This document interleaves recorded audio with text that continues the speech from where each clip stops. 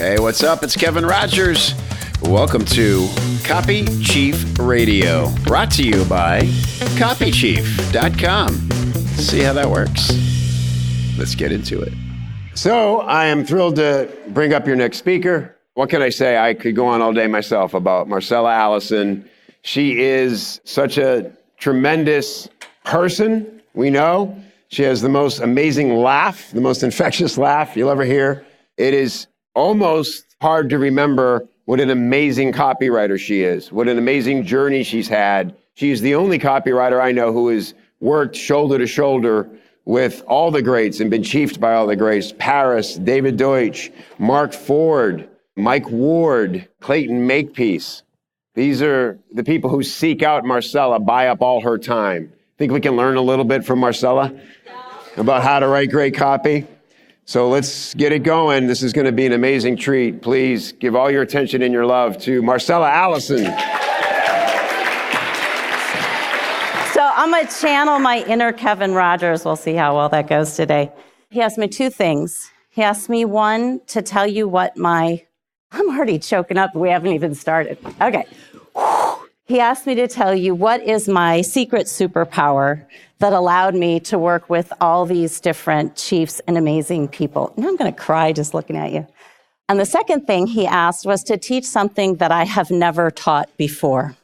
So the reason my shoes are off is I am literally shaking at some of the stuff that I want to share with you today because it is something that I have never taught before. And it's also something that I don't usually teach in spaces like this. I teach it in other spaces. So one of my favorite mentors once said to me, "This is a generosity, not a performance." So I'm offering you a generosity today. So our story begins, right? A couple of years ago, I was driving my 24-year-old son, Jake, to his weekly psychiatrist appointment. And Jake was having a bad day. He was paranoid, he was anxious, he was convinced that I could hear the thoughts in his mind. And I wish that I could just say to him, "You know, dude, I dropped acid once in college. This'll pass in about 6 hours," right? But unfortunately, in our case, it's a little bit more serious than that. So Jake's in the car next to me and his leg is going like this on the floor of the car and his arm is going bam, bam, bam, bam, bam on the door. And he's punching these radio station buttons one after another, and he's got the volume cranked way up loud. I'm thinking, how? How did we end up here? I got one kid, my son, he's recreating all the noise and chaos of a Manhattan subway station in the car with me, right? Jake was this sweet, sweet kid. He played blues guitar. He drew me portraits of muddy waters, right? He wrote the most amazing Valentines. And I'm thinking, how is this boy the same boy that has tried to commit suicide 4 times in the last 5 years? So my husband, Tom, and I have drugged this kid everywhere, right? We've been inpatient, outpatient, partial hospitalization, psychiatrists, therapists, AA meetings, the ranch, treatment centers. We called the guy who treated Charlie Sheen, right? Like anything. And we're exhausted. Jake's exhausted. And that day in the car, I think, you know what? Just screw it. Screw it all. And I punch the button for my radio station. And I turn the volume up even louder till the whole car is shaking like some kind of ghetto mobile. And I just go, "In the day we sweated out on the streets of a runaway American dream." Jake looks at me. I don't even care. "At night we ride through mansions of glory on suicide machines." And then he just loses it, right? Like I've lost my mind. He's sitting there, he's cracking up. The two of us peel into Dr. McDonald's office. I am doing 60 in a 30-mile zone. I got the windows down, radio blasting. He's looking at me, I'm looking at him, and we are screaming, "Tramps like us, baby, we were born to run." And that's when it hits me.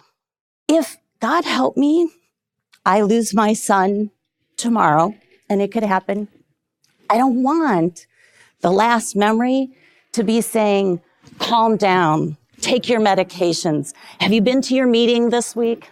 I would want that last memory to be screaming Bruce Springsteen at the top of our lungs on a beautiful summer day.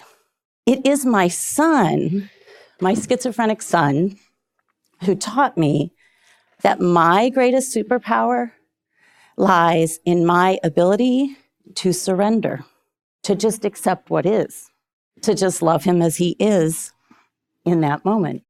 And after talking to Kevin, I realized that that is the same superpower that has allowed me to work with some of the top direct response copywriters in the country and to break into the A-list that Henry told us doesn't actually exist, right? And it is the same superpower that you need to use. Because if you want to break into the top list of any institution, organization, business, whatever your top list is, you need to learn how to surrender. What the heck does surrender have to do with success? I'm going to borrow Parris's line, everything, right? So your greatest superpower lies in your ability to surrender. When I first started out as a starving apprentice with Parris Lampropoulos, he had us read the book Mastery by George Leonard. Now, Leonard had 5 keys to success. Anyone want to guess what number 3 was? Surrender, okay? First, he said you have to surrender to your teachers, right? You have to do what they tell you to do, even when it seems crazy, like, I don't know, hand copying a 45-page promotion until you have a writing callus the size of Texas. I did not flip you off, by the way. So you have to surrender to your teachers. You also have to surrender your cool, right? You cannot be so cool, right, that you cannot be a beginner. Like if you want to stand on that stage and get that Olympic medal, right, you got to start with the belly flop at the pool in front of the hot chick. And if you're not willing to do that, you're never going to get to that podium, okay? Those of you who are in the book club, who's all in the Copy Chief book club? So you know we've been reading this crazy book that Henry Binghamton back there recommended to me. There's all kinds of studies in stealing fire, right? There's things about kinky sex and dropping acid and all kinds of stuff in that book. But one of the studies that I like the best is by this Canadian dude named Roger Martin. And Martin studied all of the most creative and innovative business leaders and CEOs. Everything from like the CEO of Procter & Gamble to Martha Graham, the legendary choreographer. And what he discovered about what made them creative was fascinating to me. What he discovered was that they were willing to surrender their need to be right, their absolute certainty that they knew the right thing. They surrendered that, and instead they practiced this thing he calls opposable mind. So the ability to hold the thing that you are absolutely certain is correct and its exact opposite in your mind at the same time. And he discovered that when they did that, they actually got to a better and more interesting solution. So if you want to become a top direct response copywriter, entrepreneur, marketer, I want to be clear. When I say surrender, I'm not talking about giving up, right? This is not waving the white flag at the Battle of the Bulge or something. I'm talking about surrendering the things that get in the way of you breaking through to the next level, of you becoming the best at what you're doing. For me, one of those things I have to surrender that gets in the way the most is my desire for perfection. Do we have any other perfectionists out here? Let's just take a random sample. Oh, good, I'm in good company. I have this quote, I don't have the book here, but one of my favorite all-time writing books. And Parris and I actually, when he called me to interview me to be his apprentice, he rattled off, like, I swear to God, 56 direct response copywriting books. He's like, have you read this? Have you read this? Have you read this? Have you read this? I didn't even know those books existed. I had stumbled onto this job, right? And finally, about the 15th book in, I start to get a little ticked off. And I'm like, have you read Wild Mind by Natalie Goldberg? And I start rattling off all my feminist books. And the one I rattled off is I said, have you read Bird by Bird by Anne Lamott? And I adore Anne Lamott. And Anne Lamott has a quote about perfectionism that I love. She says, perfectionism is the enemy of the people. It is the oppressor. It will keep you cramped and insane your whole life. It is the biggest obstacle between you and the shitty first draft. SFD, as I call it with Richard Armstrong. He doesn't like when I swear. So the beauty of the shitty first draft is it puts you in motion. It puts you in motion. And I am terrified to write anything because what if the thing that I write is the wrong thing? So I solved that problem by just doing this for about 4 months, right? So poor David is like nodding his head back there in familiarity because this is how David and I work together. David, I'm going to have the draft for you on Tuesday. I'm going to have the draft for you on Tuesday. This is David. Okay, I'm ready to critique it. I'm ready to critique it. Because this is me. Whoosh, every time. Whoosh, no, it's Thursday. Whoosh, no, it's Friday morning at 9 a.m., right? So he's very patient with me. He's very patient with me. You have to find your way into getting started on that shitty first draft. Because if you can get to the shitty first draft, you can get to the slightly less shitty second draft and the almost halfway decent sounding third draft. So this is my secret. This is how I get to the shitty first draft. I had procrastinated beyond all belief this winter so that I was holed up at a convent in rural Kentucky by myself the week between Christmas and New Year's. Well, my whole family is at home celebrating because I had to finish a launch for the Money Map. So I spend these 7 days at the conference. I'm like sorting the Excel sheets. I've read every promotion Henry Bingaman has ever written like 4 times. I've looked at his outline. I've gone over all my interviews with the guru. And for 7 days, I managed not to write a single sentence. And then I'm driving home and it is this hellacious rainstorm. So I'm like winding on the Bluegrass Parkway through rural Kentucky. I've got to make it back to Cincinnati. I'm having a whole pity party going on in the car. And I'm like, God, and then when I get home, I've still got to write this thing. And then I remember that little button on my phone, right? And Rev turns your phone into a recorder with this little red button. So I think, all right, what if I just dictate the promo while I'm in the car into Rev, then send Rev off to be transcribed? So I just start talking to myself in the car like a homeless person, right?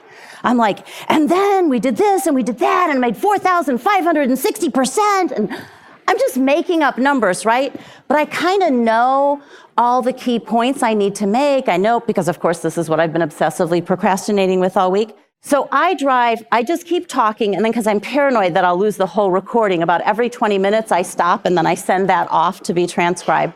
And when I get home, I take that transcription, rework it so it makes sort of logical sense.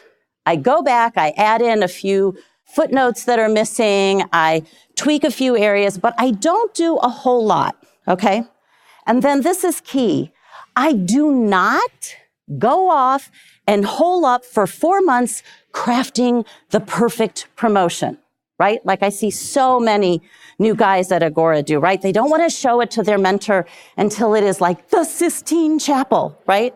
But what happens is, while you're getting to this perfect vision, they're like, yeah, I don't know if that idea is going to work. Or, yeah, that's kind of what I like, but I think the lead's all wrong, right? But if you spent 4 months perfecting that and they say that to you, you want to punch them in the face, right? So how do you avoid that? Take that shitty first draft and you send it to Mike Ward, who is my copy chief on the project.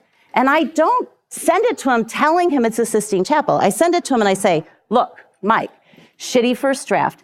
Headline's kind of a placeholder. I think it needs, more attitude, a little more testosterone. I filled in some of the footnotes, but I got some more to go. I think the returns are right, but Lois is going to check them. Forgive the creative typos. What do you think? Fire it off to Mike. Like literally less than 3 minutes later, I get an email back.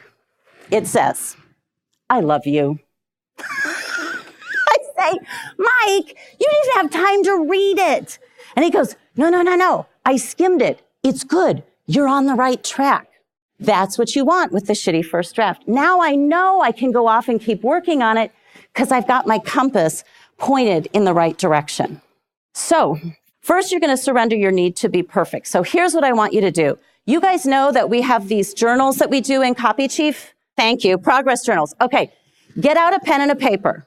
What you're going to do is for 1 minute, you are going to quickly write down, and I literally mean 1 minute. This is a fast write. You barely pull your pen off the page. You start, you go, okay? 1 minute, I'm going to set the timer. I want you to write everywhere where perfectionism is making you cramped and insane. Start now. Don't stop. Pen doesn't leave the page. If you don't know what to say, I don't know what to say. Keep writing. Where is perfectionism keeping you cramped and insane? And stop. So, what is the second thing I want you to surrender? Your ego. I realize this may be difficult for a few of you in the room, but you cannot get to the A-list if you are not willing to put your ego aside. Let me give you an example. So again, I'm going to pick on Mike Ward.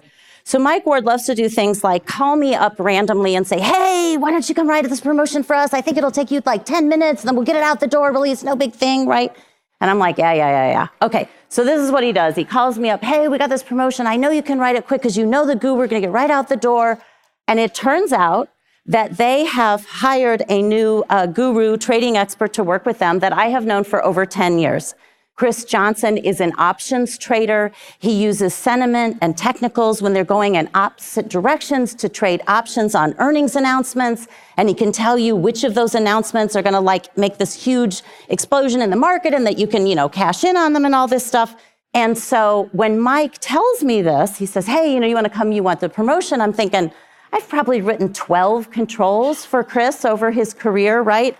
I could probably run his system. I know it so well at this point. So I say, step back, I got this. And I'm all full of it, right? And I call up Mike and I'm like, yeah, I got it. And Mike says, Marcella, do not talk about earnings. Do not say the word sentiment. Do not say technicals. Do not say contrarian. Do not tell them that he trades options.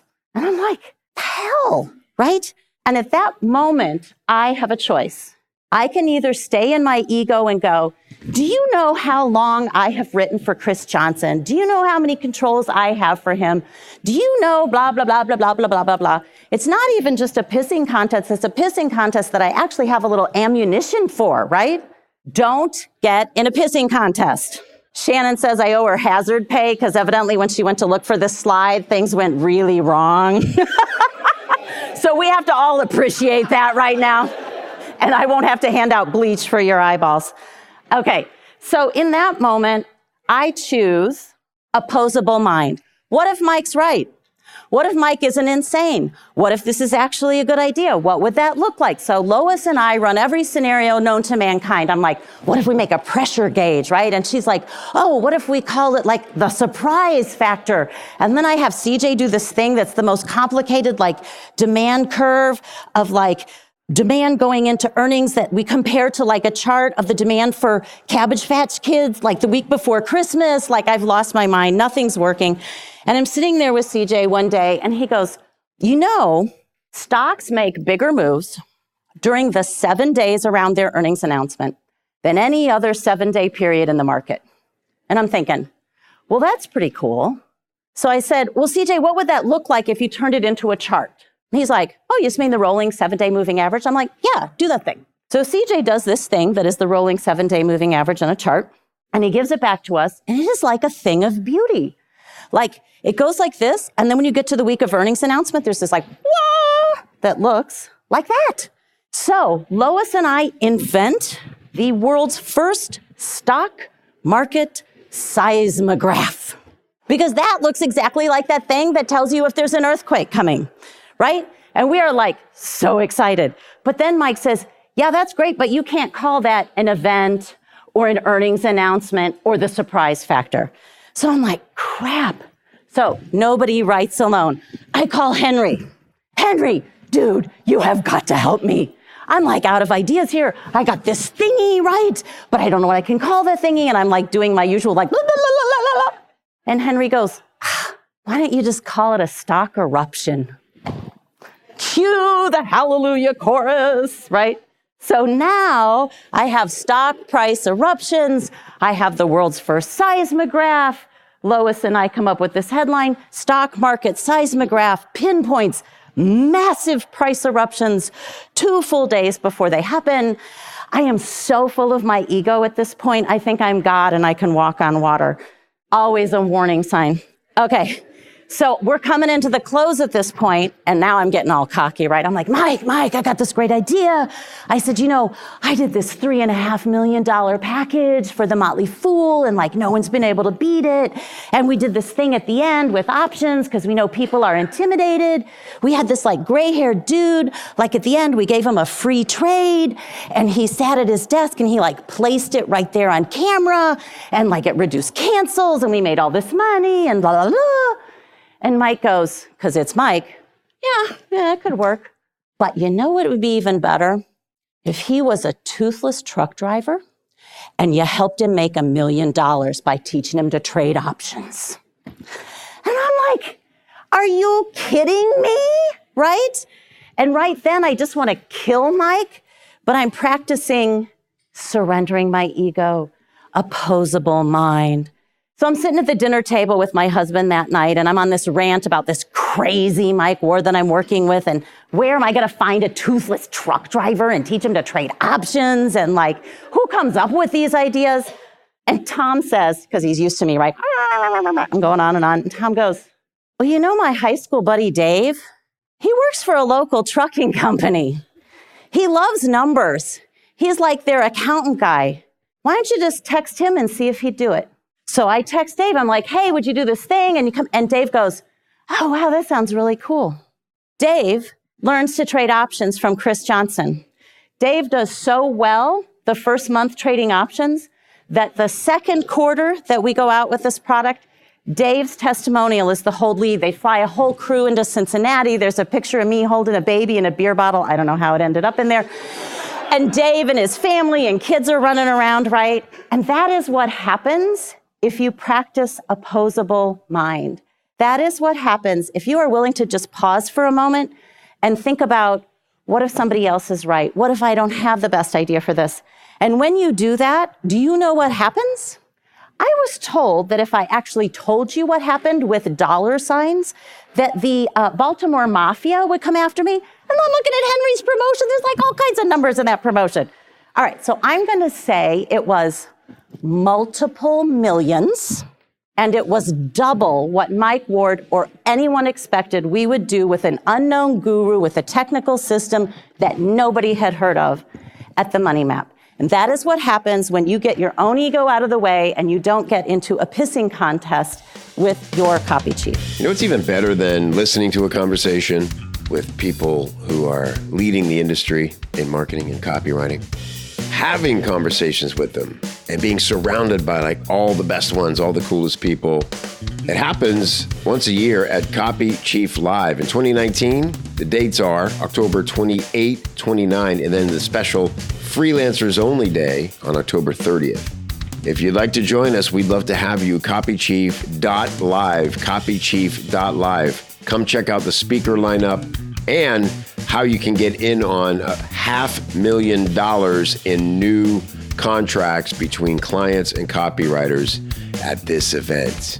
Copychief.live. Next. Oh, wait, no, I want you to do a little interactive exercise. Get out your journals again. You thought I was going to forget. I almost did, but no more. 1 minute. I'm going to hit the timer. You know the drill. Don't let the pen leave the page. Brain dump. Where is your ego getting in the way of what you need to do to succeed? Go. And what is that costing you? And stop. Now we're going to surrender to the constraints. What do I mean by that? I hear people complain all the time, right? Like, I can't do this because Facebook rules are blah, blah, blah, blah, blah. Google says I can't do this, blah, blah, blah, blah, blah, right? Copy Chief says it has to be like this, right? We're always sort of like ranting and raving about what are the constraints, right? But think for a minute. David and I had this great conversation the other day. And also, where's John Carlton? We had a great conversation at dinner about that too, about how the constraints actually drive you to greater creativity. So think about this. What are the rules of the sonnet? See if I can pull this up out of my English major background. It is iambic pentameter, right? You have to have 10 syllables, right? I think it's like 18 lines or something, right? When you think about a sonnet, how strict that is, it's like a cage almost. But it's hard to argue with the success of William Shakespeare, okay? So learn to surrender to the constraints. How can they help you? And I will tell you that one of several, actually my biggest controls came when I stopped fighting them and I actually leaned into them, to quote the wonderful Cheryl from Lean In. So surrender to the constraints. Again, I always get these crazy calls from my copy chief. So Parris calls me in like December and he goes, hey, this is a year ago. He goes, hey, how would you like to do a new package for the bone support product for advanced bionutritionals? And I'm like, oh, pick me, right? That sounds great. Until I find out that what he didn't tell me is like over the last 10 years, he has pretty much tested every single flipping headline for a bone support package that I could ever have come up with in my entire life. It's not constraints, it's a straitjacket. What bone building nutrient increases bone density by as much as 14%? The hip fracture that didn't happen. How to reverse 7 years of bone loss in just 18 months. Build stronger bones with this liquid magnet that draws minerals into your skeleton. The centenarian secret to strong, healthy bones. Banned in 1920, proven to build stronger bones in 2014. Build stronger bones with beer? Okay, so you see where I'm going with this, right? I'm like, what the hell am I gonna write? So I do what I always do. Remember step 1? Do nothing for 3 months. Works every time. Oh, and don't forget the Lucy step, right? No, Parris, it's coming on Monday. Ha! Right? Okay, so we're at Easter dinner and I'm sitting around with all the women in my family and I decide since I'm not writing, I might as well do some market research.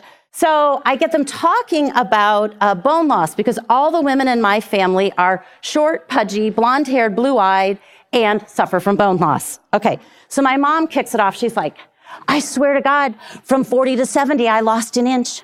And my mother-in-law says, I lost 2 inches only on the right. I don't know how that happens, right?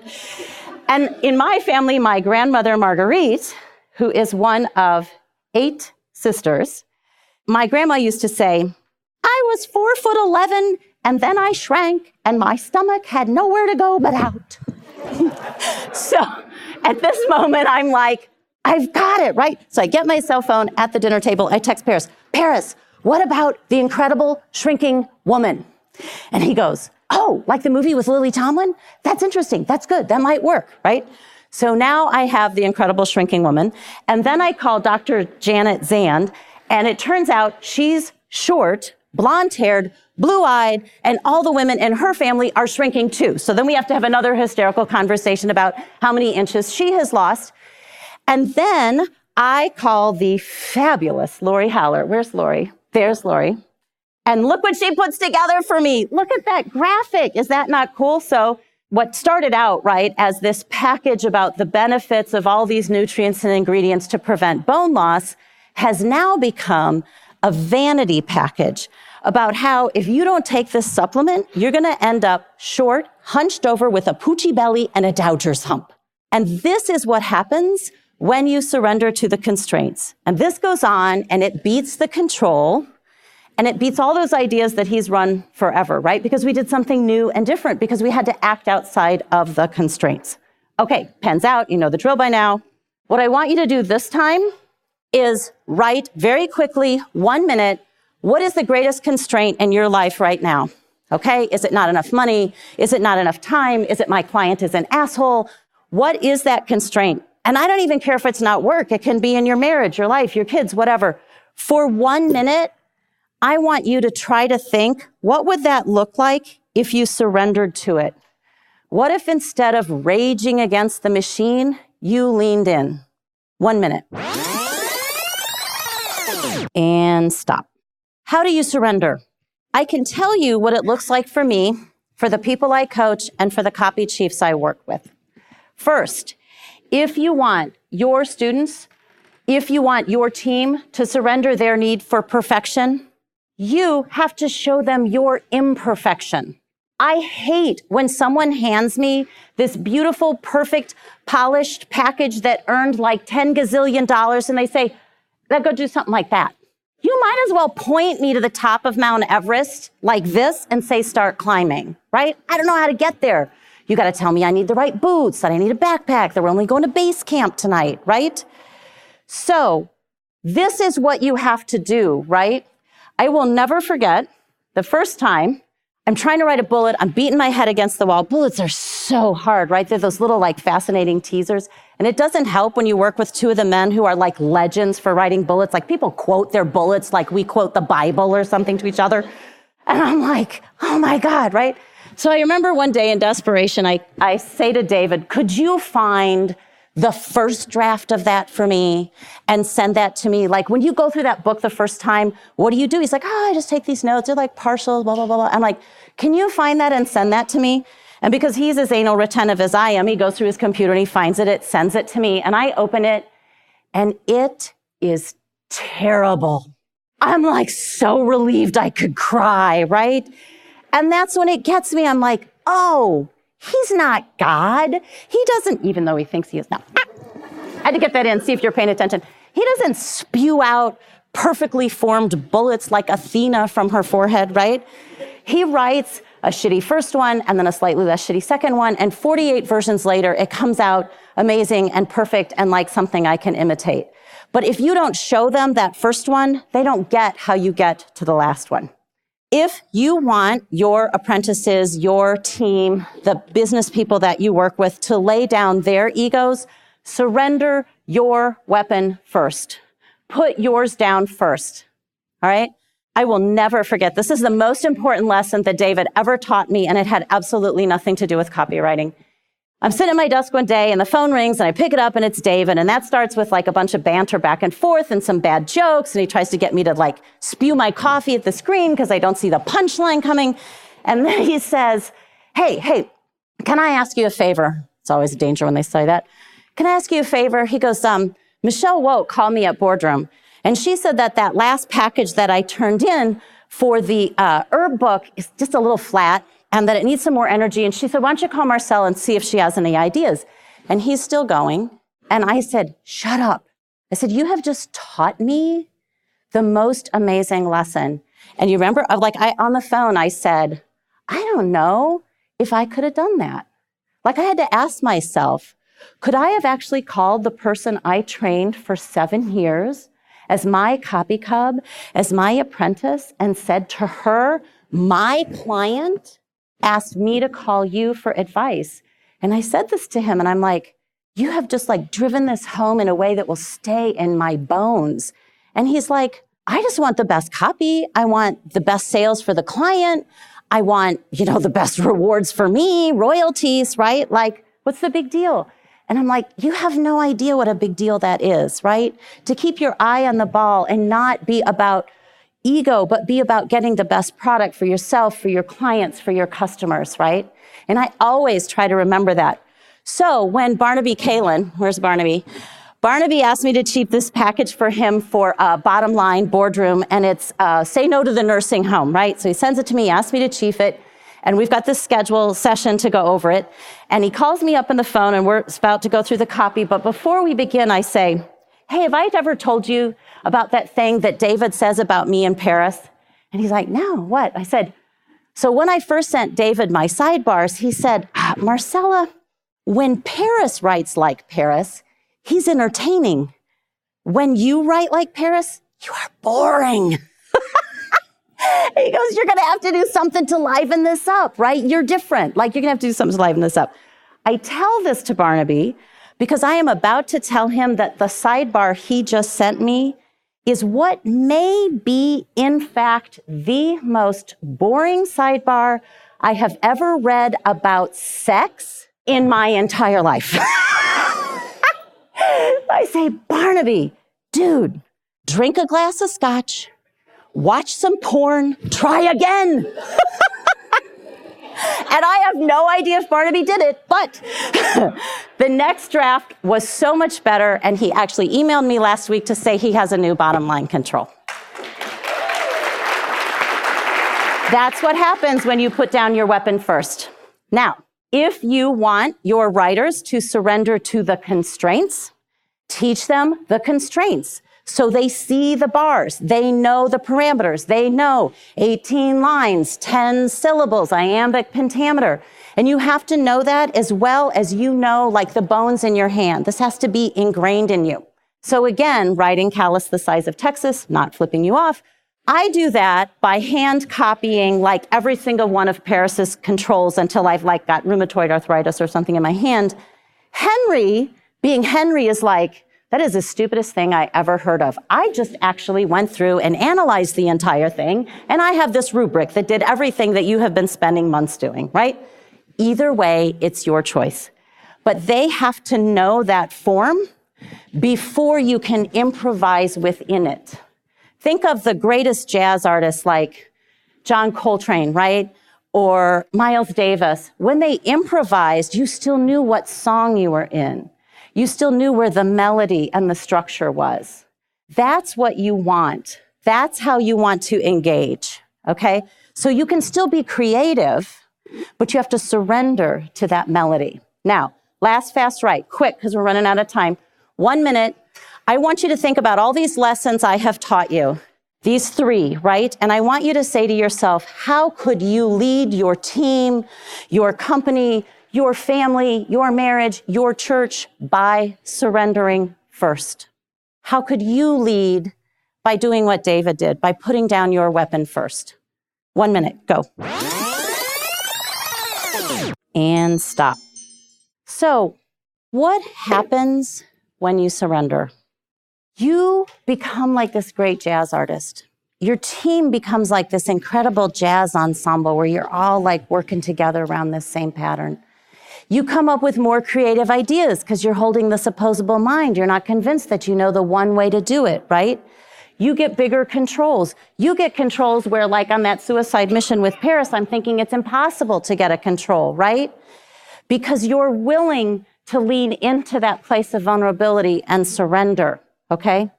Not only that, but when you surrender, you get to work with some of the most amazing people on the planet.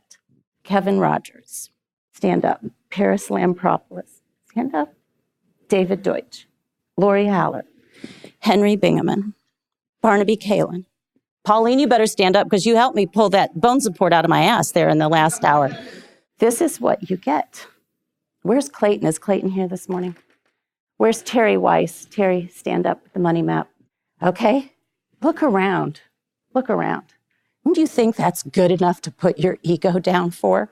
Wouldn't you lay down your weapon to work with this amazing group of people? Thank you. And here's the best part. When you lay down that weapon, you not only get that, you get this. Your son stays off drugs. Your son gets clean. Your son takes his medications. Your son enrolls in college for the first time in 6 years and is passing his philosophy class as I speak. That is what you get when you surrender. Thanks. 15 seconds to go. Hey, you want to be on the inside of all the best converting campaigns in marketing? The latest, greatest copywriting techniques. Find out what's really working today from people out there making it work, doing the testing, getting the results, sharing with you, reverse engineering, great copywriting, plus a whole catalog of trainings to help you do everything from write better story, better email, Facebook ads, YouTube scripts. We got it all for you inside at Copy Chief. Go check out copychief.com/join to learn how to become a member. And if you'd like my free book, The 60-Second Sales Hook, where I turned a joke formula into an irresistible sales hook that you can deliver in under 60 seconds, go to 60secondsaleshook.com and grab yourself a free copy.